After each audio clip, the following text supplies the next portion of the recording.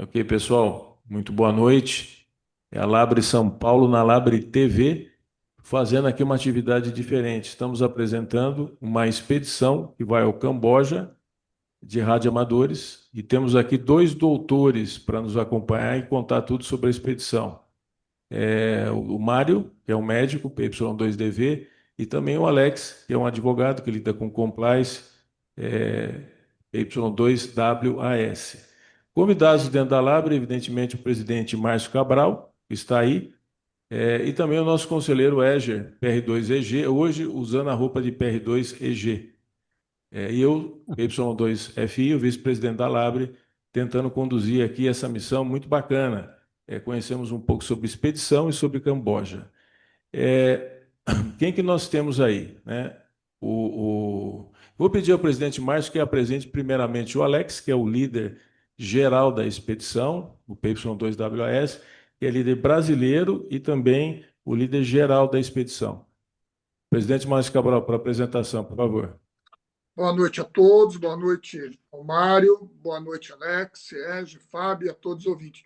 Para mim é um grande prazer estar anunciando, né, o Alex, nosso PY2WAS, que é um radioamador bastante tradicional, começou lá em 1979, ou seja, está aí há bastante tempo na estrada, participou de várias expedições na Guiânia, Fernando de Noronha, Havaí, Ilha das Cobras, Turks, Caicos, várias e várias expedições realizadas pelo mundo.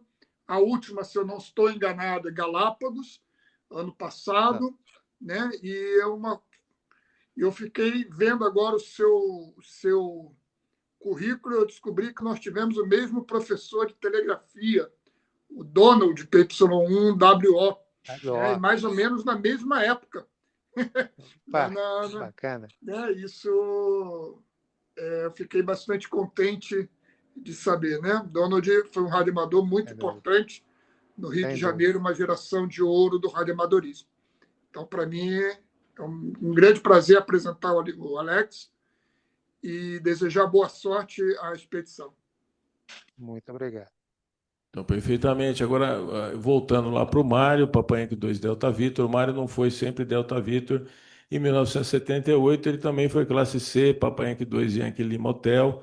Em 1980, ele já passa a classe B com PY2DV. 1981 já é classe A, PY2DV, um radioamador de carreira rapidíssima.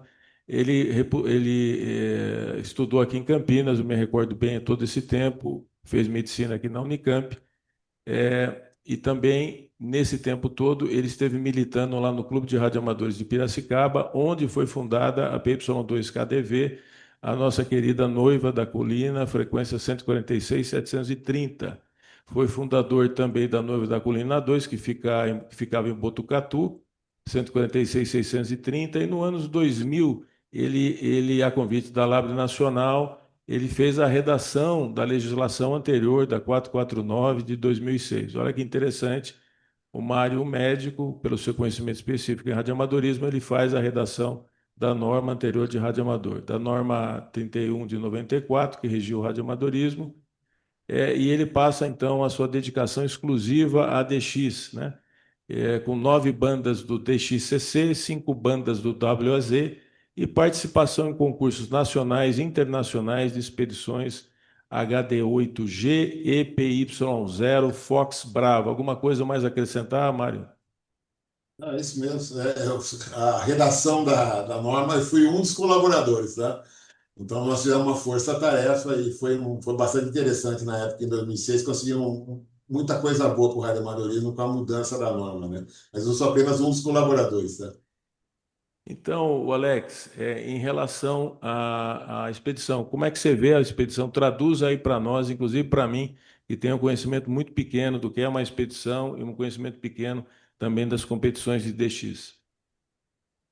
Eu acho que é uma oportunidade única para trabalhar o Camboja, porque já houve outras expedições para o Camboja, mas desde que eu, enfim, me tornei radioamador, jamais vi uma expedição dessa envergadura no Camboja. Então, ou seja, se alguém não tem Camboja, em alguma banda, em algum modo de emissão, é a oportunidade de você conseguir falar com essa entidade aí do DXCC. Creio que vai ser uma oportunidade fantástica para o mundo todo. Faço a mesma pergunta ao Mário, PY2DV, que tem uma outra função na expedição que ele poderia contar exatamente.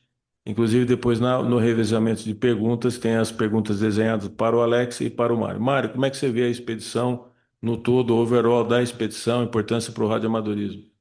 Exatamente. Na minha função na expedição é de co-líder, seria um auxiliar do líder, Alex, sou eu e o Paul, o radioamador americano, November 6, Papa Sierra. Nós dois somos os que auxiliam o líder naquilo que é necessário, porque uma tarefa realmente, para uma pessoa só, é bastante pesada. E eu gostaria de apenas complementar o que o Alex disse, que a expedição de radioamador uma oportunidade em que um grupo de radioamadores se desloca para um local em que a atividade radioamadorística não é muito intensa, ou é pouco intensa, ou às vezes não existe a atividade radioamadorística naquele local, e proporciona a toda a comunidade mundial a possibilidade de poder trabalhar, de poder falar com aquela entidade, com aquele país que na maioria das vezes é muito raro, e no nosso caso específico da nossa expedição, uma envergadura com 20 operadores, com 6 estações trabalhando 24 horas simultaneamente, 24 horas por 24 horas, proporciona os radioamadores a fazerem contato sim, em diversas bandas diferentes, diversos modos diferentes. Isso é inédito no radioamadorismo em relação ao Camboja. Perfeitamente. Agora a gente começa o rol de perguntas, né? Vamos iniciar aí uma pergunta para o Mário, que é o co-líder, como ele te falou. Peço ao Márcio que faça essa pergunta, Márcio. Prossegue. Mário, quando a gente fala de uma expedição desse tipo que você falou, né? 24 horas no ar, durante vários dias, 6 estações ao mesmo tempo, qual que é o volume de QSO esperado? Né? O que vocês estão vislumbrando como quantidade de contatos realizados? Vocês têm uma ideia sobre isso já? Isso é um pouco difícil a gente precisar exatamente, né? Mas eu posso dar como um exemplo aproximado o que a gente fez, por exemplo, na última ano passado em Galápagos, né? E nós operamos mais ou menos ao mesmo tempo, com mais ou menos 10 dias, 9, 10 dias de operação. Nós chegamos na marca de 50 mil QSOs, tá? Com uma equipe também de aproximadamente 20, 20 e poucos colegas. A gente espera que pelo menos esse número seja alcançado e a gente possa passar desse número de 50 mil QSOs. Acreditamos que na faixa de 50 mil até 70 mil QSOs seria algo bem razoável para a gente poder fazer. Formidável. Mas esperamos sempre poder fazer mais. Se as condições de propagação forem favoráveis, e outros aspectos, como ruído local, que a gente às vezes não consegue determinar com antecedência, a gente pode superar essa marca dos 50 mil QSOs. Agora eu Isso é passo brilhante. ao conselheiro Eger, se o Márcio tem alguma questão mais, Márcio? Não, só espero que eu seja um desses que consiga fazer Camboja. Eu não tenho Camboja em nenhuma banda ainda. Com certeza vai ser, porque a abertura para a América do Sul é boa. E o Grey Line para a América do Sul é muito bom nas manhãs. Coincide muito Camboja com o Brasil, o Grey Line, à noite no Camboja com o amanhecer no Brasil, na época de novembro, que vai ser a expedição. Então as condições são boas para o Brasil. Conselheiro Eger, a primeira pergunta para o Alex, por Ó, eu favor. espero fazer também. Eu preciso de Camboja em 160, hein, gente? Boa noite a todos. Boa noite. Minha pergunta assim é bem objetiva, Alex. Por que o Camboja? Essa é uma boa pergunta, Éger. Na verdade, depois da expedição a Galápagos ano passado, né, nós éramos 25 operadores de 7 países. Eu, o Mário e o Paul, né, o November 6, Papa Serra Eco, discutimos aí um próximo destino. Inicialmente se pensou nas Ilhas Coco, TI-9, Tango Índia 9, mas os problemas ambientais na ilha são bastante complexos né? Não houve possibilidade de seguir adiante, porque a complexidade não valia a pena, né? O fato de você não poder permanecer na ilha, ter que permanecer num barco, né? E aí você ter que partir por uma estação remota, e nós queríamos efetivamente poder participar, né, fisicamente da ilha. Então, mudamos o destino para Juan Fernandes, e aqui junto, né, entre o continente e a Ilha de Páscoa. Problema de Juan Fernandes, problema logístico. Você tem aviões só de pequeno porte, geralmente com 8 a 10 lugares. Um time de 20 pessoas, né, você vai precisar fazer vários voos aí para poder levar o time. Tinha questão também dos equipamentos. No voo, né, o peso máximo são 10 quilos. Né? Qualquer quilo extra você paga uma fortuna, e mesmo assim eles só permitem mais 5 quilos por passageiro, mesmo que você queira pagar. Então, ou seja, imagina, né, uma expedição que vai levar, né, rádio, amplificador, antena, ponte, todos os acessórios que você possa imaginar, né, não daria também aí. E aí,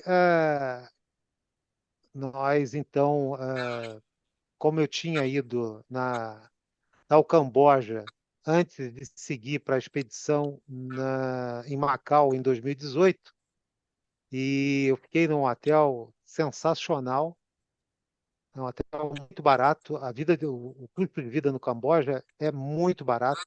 Eu lembro naquela época que o meu guia, eu contratei um guia, que ele fazia tradução, né, para a língua falada no Camboja, que é o Khmer, e ele dizia que ele gastava para ensinar inglês para o filho dele $6.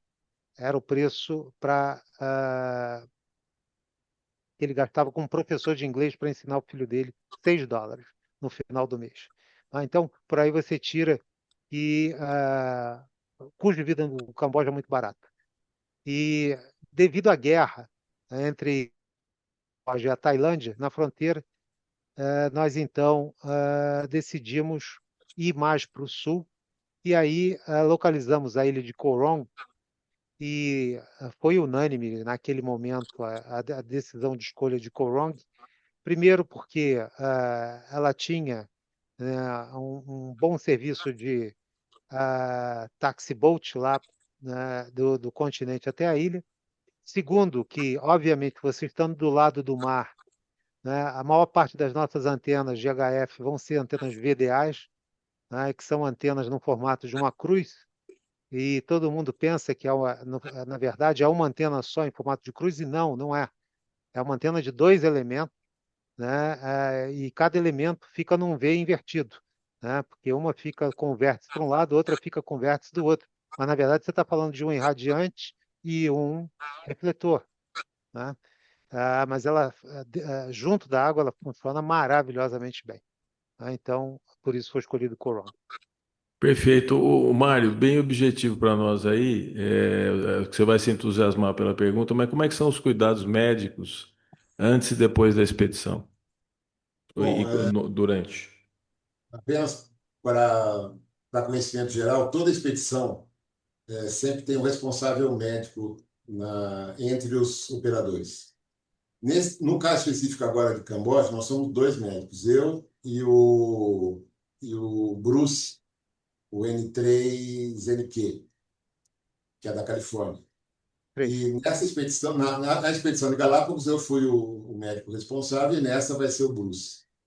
Por quê? Porque nós estamos num local distante, num local que as condições às vezes não são boas de atendimento médico, como é o caso, que vai ser o caso agora em Bolong, né? Então tem que ter um médico responsável para as pequenas coisas que podem acontecer, um corte durante uma montagem de uma antena, um pequeno acidente, uma torção. Você está cuidando das antenas da instalação no hotel? Então, a equipe toda participa da instalação das antenas no hotel, tá? A equipe toda.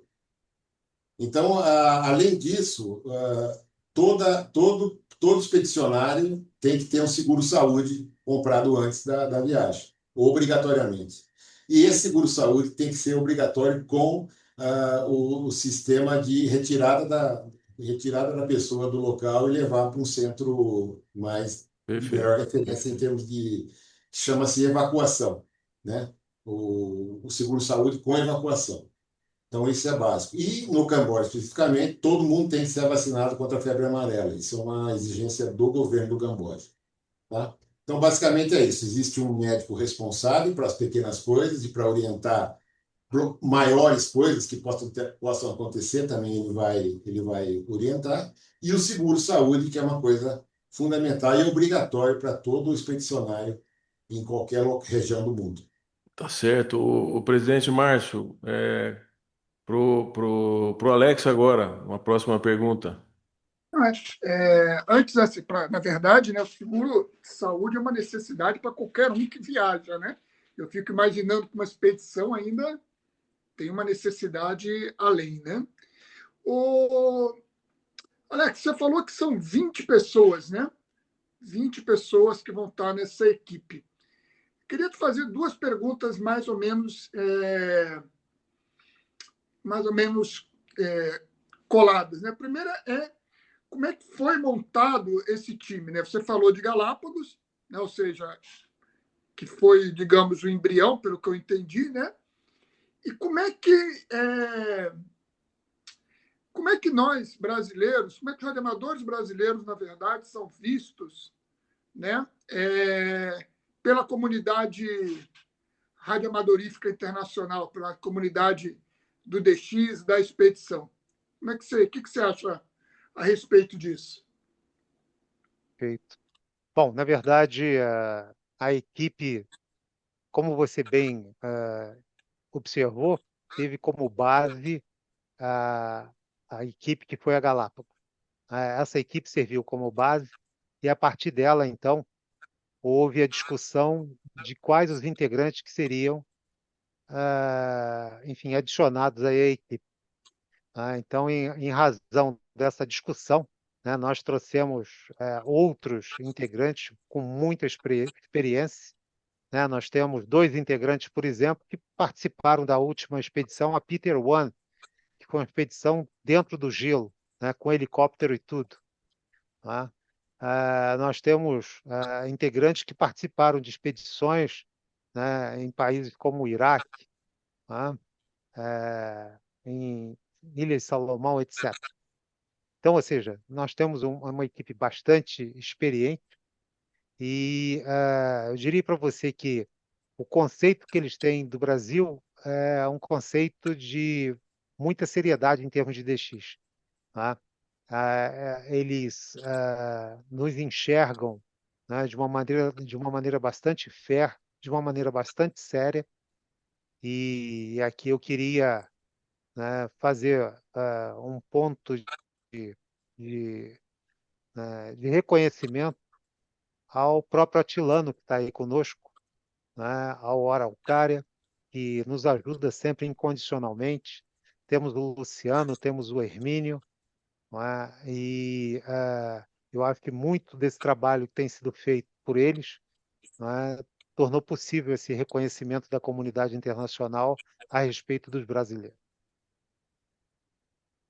Ok, então agora, conselheiro Eger, manda lá para o Mário.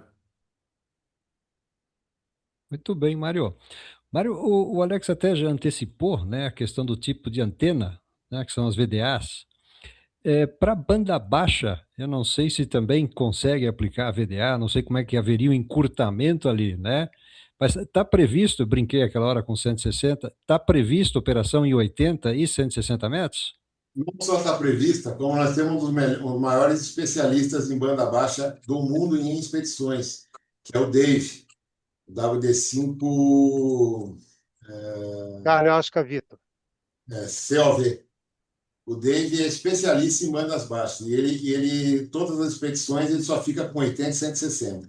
As antenas que ele vai usar não são as VDAs, tá?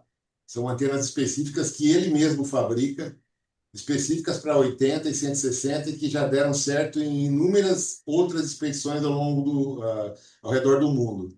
Então, nós temos mais esse diferencial no nosso time, tá? Um especialista reconhecidamente, mundialmente, por banda baixa. Então, você vai ter o seu 160 lá, confirmado com certeza. Então tá bem, agora Em eu vou relação às fazer. outras antenas, vamos usar, como o Alex já falou, os DAs, que são as dipolos verticais, que é em forma de um losango em pé, tá? E elas vão ter um espaçamento adequado, porque no local que nós vamos ficar, no hotel que nós vamos ficar, nós temos uma frente muito grande de praia, tá? Mário, tô saindo da frente para você mostrar aí atrás de mim. Ó. Ah, sim, a praia. Deixa eu tirar a projeção também. Acho que vai ajudar. Pronto. Toda essa frente que vocês estão vendo aí está livre para nós colocarmos as antenas. Então, elas vão ter um espaçamento adequado para não haver interferência entre as bandas. E nas 6 estações que nós vamos trabalhar, no que a gente chama de War Room, né, quarto de guerra, que é onde vai ser o shack, que é um bangalô que foi alugado, vai ser alugado dentro do hotel, especificamente para o shack. Aí vão ficar 6 estações. E cada estação tem filtros passa-banda, band pass filters, para não haver interferência entre uma e outra. Então, nós temos 2 fatores: a distância das antenas na praia e os band pass no shack, para evitar qualquer tipo de interferência. Vamos também operar em 6 metros, que a gente não pode esquecer isso. Tá? Nós vamos ter uma estação 24 horas por dia dedicada a 6 metros. Tá? E, então, 6 metros, Camboja em 6 metros, você sabe que é difícil. Né? Então, nós vamos ter também 6 metros e eu acho que isso vai ser também um outro diferencial nosso. Tá certo. Uma pergunta para o Alex, que eu acho que interessa para muita gente. Como é que foi o licenciamento dessa estação especial lá? E assim, conta um pouco do governo, como é o governo do Camboja, como é que ele se porta, o que está acontecendo politicamente lá, que eu acho que é interessante, inclusive para mostrar toda a audácia aí da expedição. Perfeito. Inicialmente nós tentamos encontrar algum colega local, porque sempre que você faz contato com algum colega local, como foi feito, por exemplo, em Galápagos, isso facilita bastante você ter acesso à agência de telecomunicações do local. Não conseguimos. Mesmo com a ajuda de colegas do exterior, isso não foi possível. Então, tivemos que partir para um, um, um contato direto com a TRC. A TRC é a Agência de Telecomunicações do Camboja. Nesse contato com a TRC, inicialmente, houve um contato com 2 diferentes pessoas, até que chegamos a um contato de uma terceira pessoa que começou a nos atender, e finalmente, com essa terceira pessoa, esse contato começou a evoluir. E o problema do Camboja é que, para ele dar alguma licença, como o Mário bem observou, ele tem que certificar o equipamento. Tá? E essa certificação do equipamento não é nada fácil. Né? Eles pedem uma série de padrões internacionais que você tem que mandar. Você tem que mandar uma declaração de conformidade do equipamento feita pelo fabricante, tá? Se é Icon, se é ISO, seja lá quem for. Então você tem que obter esse documento junto ao fabricante. E o fato é que, depois de quase 5 meses, nós chegamos a ter uma discussão entre colíderes e chegamos a cogitar um plano B de mudar para Sri Lanka. Aí quase que a nossa expedição passou a ter como foco Sri Lanka devido ao tempo excessivo para se conseguir a licença. Tá? Mas eis que chegou agora em junho e aí tivemos o sinal verde da TRC, no sentido de que eles aprovariam a nossa licença. Então, nós ainda não recebemos a licença. Dentro do grupo, né, nós temos, como eu falei, um grupo extremamente experiente, e um dos colegas é o John, o Juliette Hotel 4, Romeo Hotel Foxtrot. John é um funcionário da ONU e ele mora na Áustria, apesar de ser japonês, mas ele vai constantemente ao Japão. Então, ele vai estar, inclusive, na expedição a Peter One, ano que vem, em fevereiro de 2027. né? E o Jun, ele já se prontificou assim que nós acabamos de elaborar os últimos formulários, né? Porque a burocracia é enorme.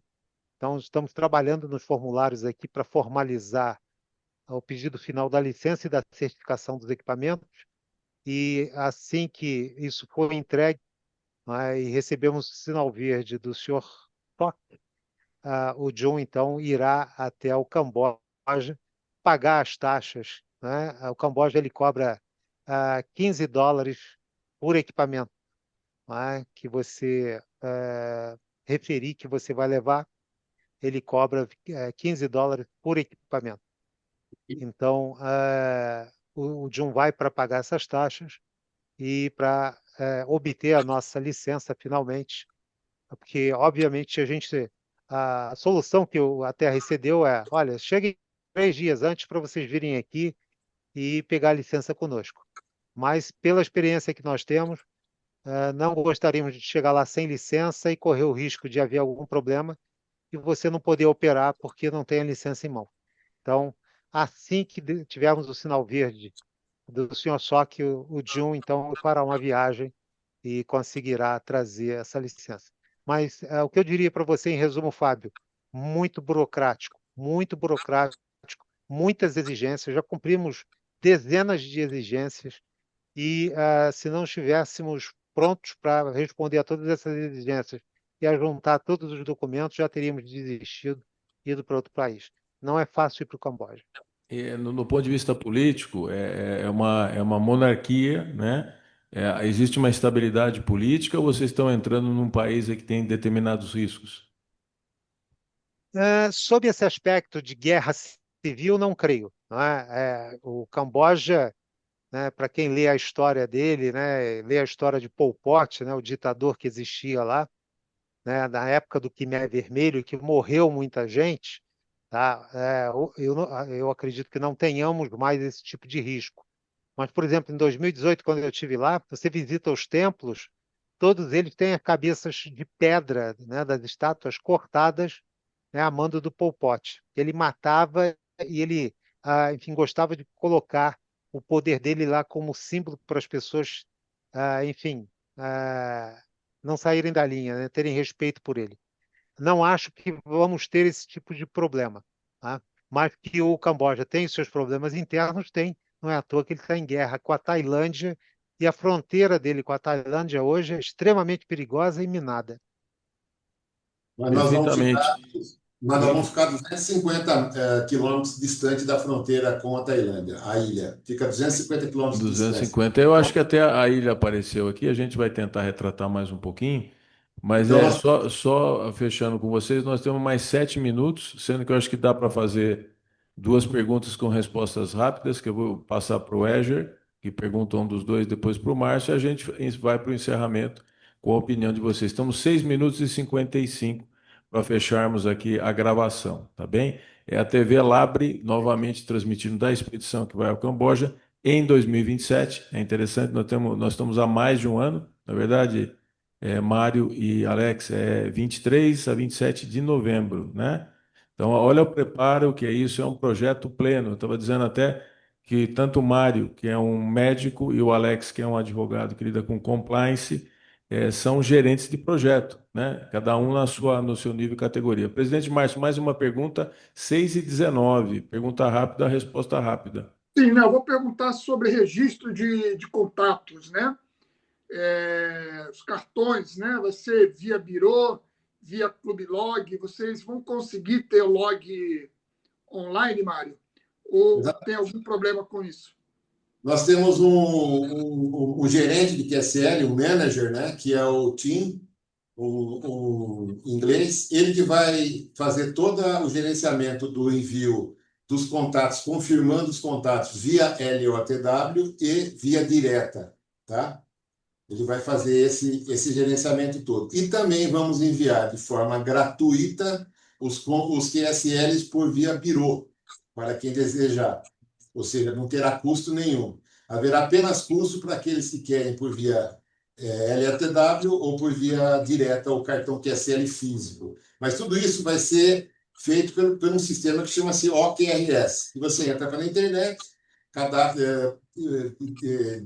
digita seus contatos que você fez e, a partir disso, faz o pagamento e aí você recebe a confirmação via LOTW e o seu QSL na sua casa, no seu endereço, o QSL físico, tá?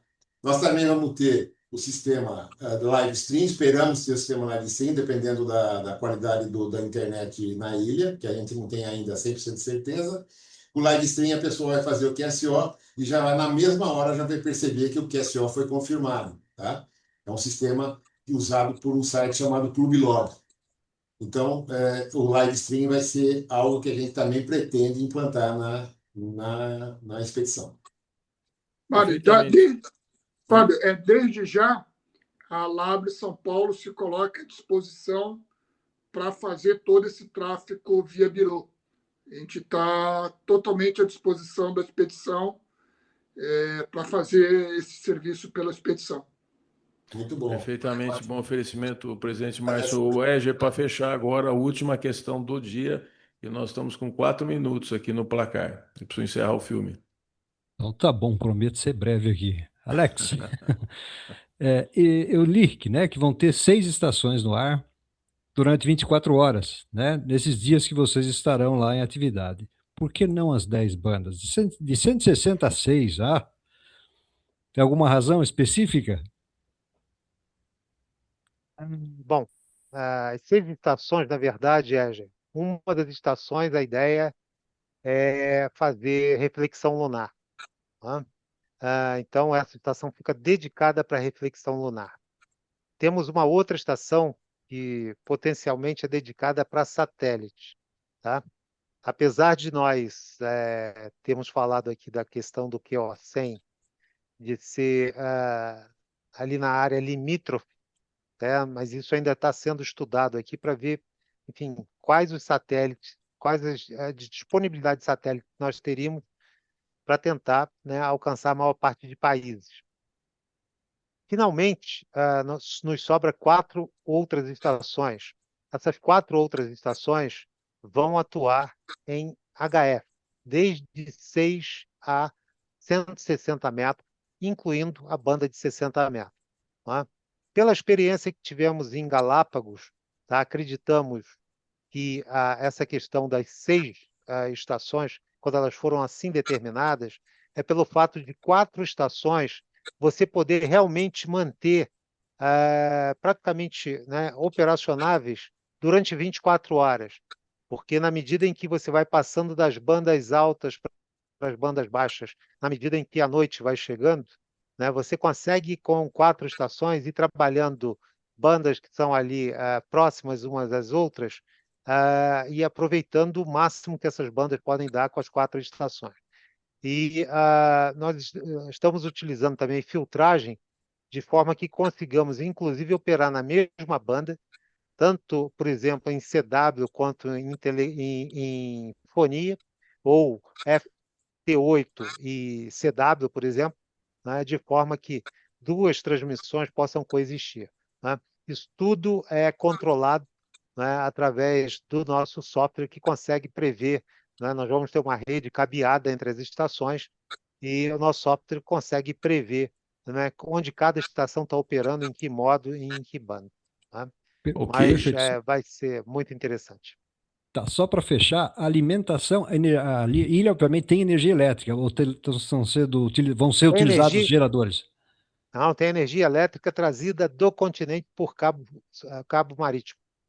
Olha que beleza. Então, eu vou pedir ao presidente Márcio que encerre essa excelente reunião. Eu acho que é a primeira da série da Labre, da TV Labre, que ressuscita novamente em grande vigor, né? Em grande vigor, com equipamentos novos aí, que foram comprados com o orçamento desse ano, e que a gente vai fazer esse anúncio a posteriori. Agradecemos muito ao Mário, antigo amigo, grande amigo atual e grande do passado também, ao Alex, que eu já encontrei algumas vezes, já ouvi falar muitas vezes, finalmente ao Éger, presidente Márcio, que vai fazer as despedidas. Márcio, a palavra é sua, você tem exatamente 1 minuto, menos de 1 minuto, Não, vou ter que encerrar aqui. não, rapidamente, eu queria agradecer muito ao Mário, muito ao Alex. O Mário tem ajudado bastante também a Labre, participou dos 92 anos da Labre. O Alex é um grande também radioamador, que tem muito apoiado a Labre, e a Labre São Paulo está à disposição da expedição para ajudar no que for preciso e no que tiver ao nosso alcance